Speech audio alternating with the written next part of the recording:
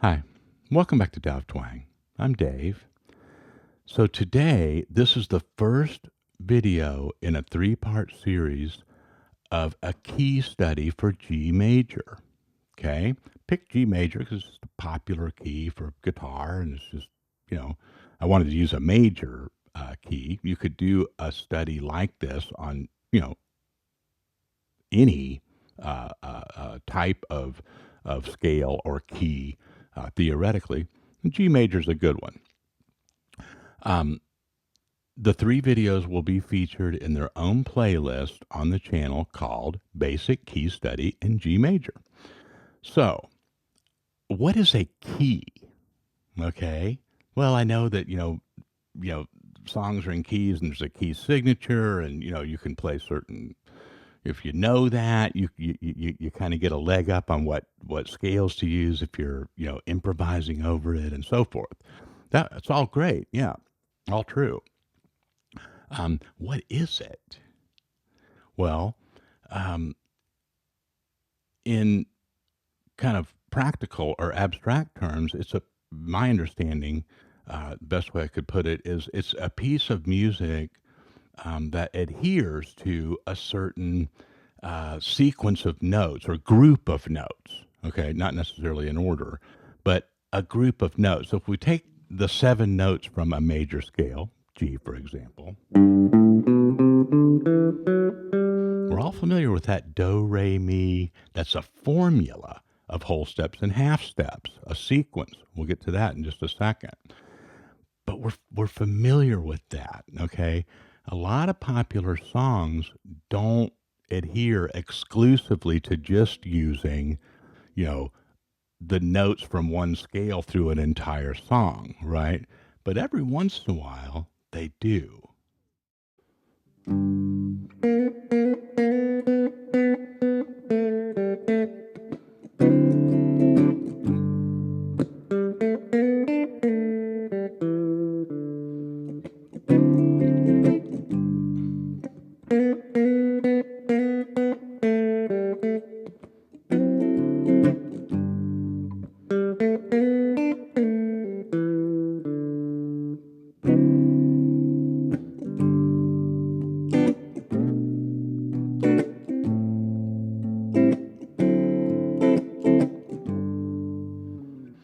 Sound familiar? That, everything I just played was made up of the notes and the notes only in that G major scale, whether it was one of the chords or the single lines of the melody and the vocal line. They all come from.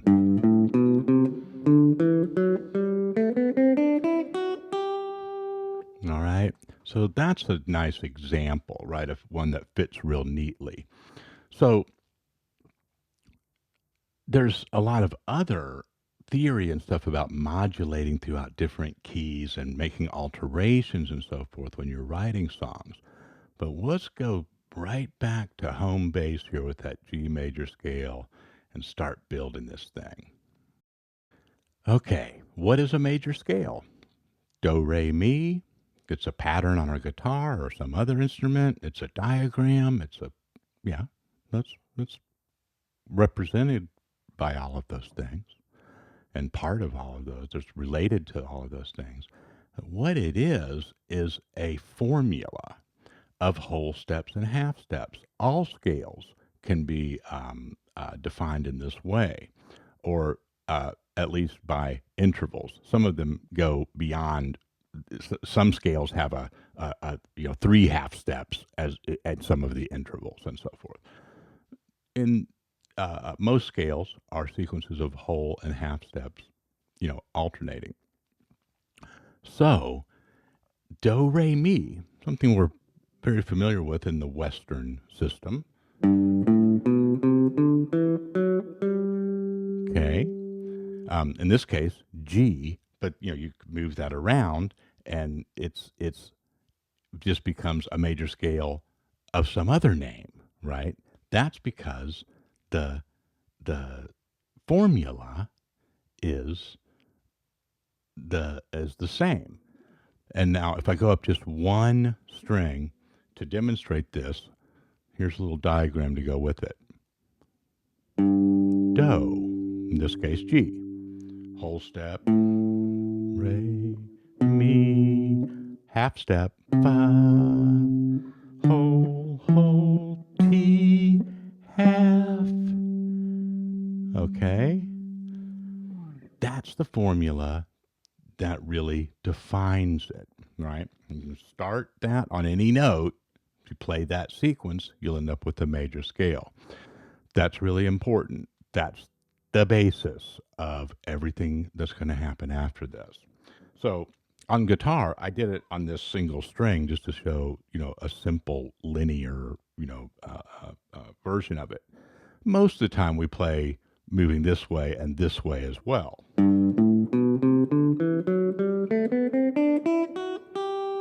Okay. So first task for you, and you know what? I'm not going to put up a diagram for this, but I'm going to give you one rule. Stay in this position right here, where each one of these fingers stays in its own column.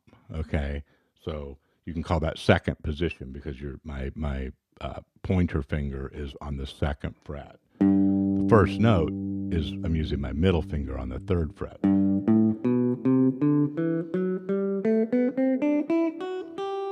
Okay, you don't need a diagram or watching me. Oh, I can't see your fingers. Okay. Do, re, mi. Stop what you're doing. And if you're still working that out, it's essential. Okay. I don't emphasize things this much normally. Okay. Let everybody, my basic philosophy is everybody do your own thing, man. It's all good. Do it. Right. This time you got to do it. And, be familiar. 3 prongs: head, ear, and body. Your physical interaction with the instrument, or what we call muscle memory, the ear, the sound of it, and then the iconic kind of visualization of it, right? All that's got to be connected.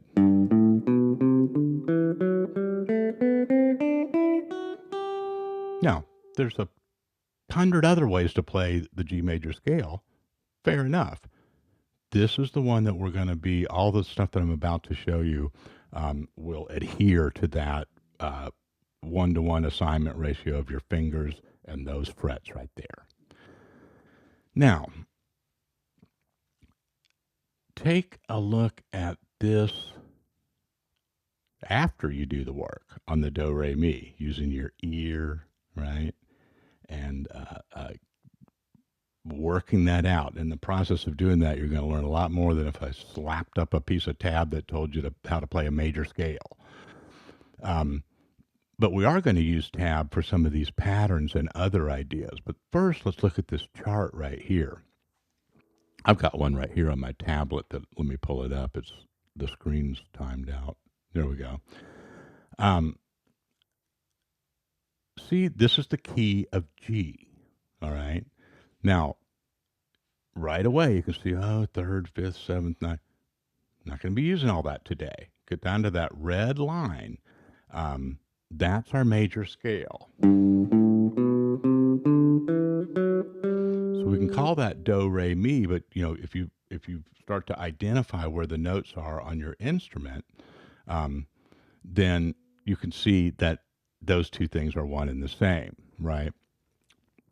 Now, here's kind of the first idea here. If you look at, I like to call it a river.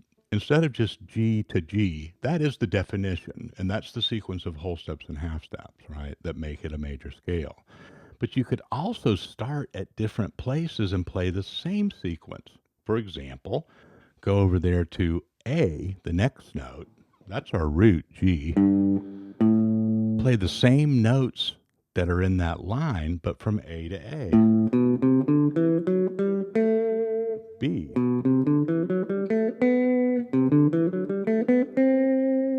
Okay. Now this is good ear training, and it really sets you up to later, start playing your arpeggios and things in a more practiced and sophisticated way. And it leads you to these are skills that will be used in your improvisation. Okay, they might sound, rote when you practice them this way, but everybody needs to do it. And it's the muscle memory, but it's also the ear training, right? As well as the understanding of the kind of geometry of it here. So that's another thing that you can do. And you can do your own versions of these. Like once you get this under your fingers,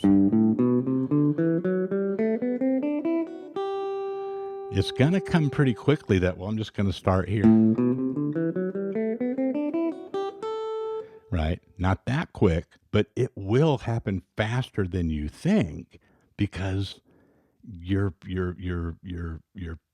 storing this stuff in your body, your ear, and your mind's eye every time you practice that scale. Now, you may not always neatly end up, where on in this fret zone where there's like a root that's handy, right at the end or something. It might seem like, oh, I'm getting cut off before I get back up to the root. That's okay, right? And get used to that, being able to hear segments of that red line there, that sequence, and not just always the full thing. Okay, so that brings us to our first kind of real exercise here after the major scale. And it's going right off of the scale, but it's a little bit more musical sounding, and it's a good kind of finger exercise. Another way to kind of mortar in the sound of the scale and the muscle memory. But it's also something that you're definitely going to be using in your improvisation. So here's the diagram for it. And I'm just going to get you a couple of exercises here to really nail down this first session and then get you out of here and let you start practicing this stuff. Now, the little arches there with the three, those are signifying triplets. This tab is not, measured out, accurately and so forth. Those are just sort of, abbreviated ideas of the timing just to give you this kind of feel.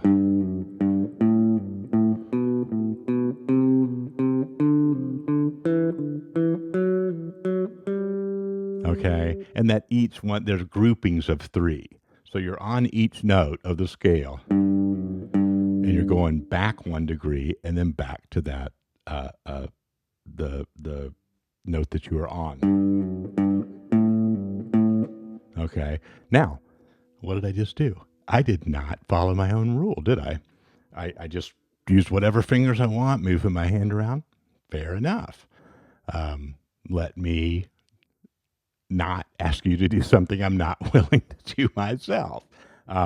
So if I go back to that, leaving my fingers in each column,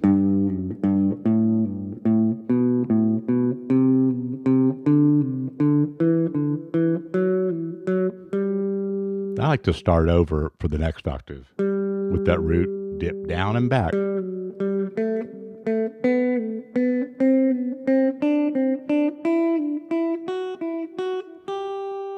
Okay. You could do something going down like that as well. Start and go up 1 and down.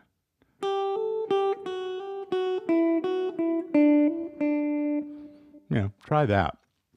Try it going up for sure. And, sometimes it's better. It's nice to do everything up and down, but it also, don't burn yourself out on one exercise, right? If you're just feeling it going up and you feel like you're making progress, just nail that down. Sometimes that'll lead you to be able to doing it in reverse very easily. But try them both out. All right. That should keep you busy for a couple of days. And when we come back in part 2, we're going to start going up. We'll put this chart back up here for just a second. We're going to start looking up the columns right there, right? Today we're kind of going across that red line, that formula and notes in the key of G for that major scale. Well, now we're going to start building up from that, and you'll see that that's where our triads come from and our extended chords and so forth. One step at a time. Do the work. Let me know how it goes. Talk to you in a few days.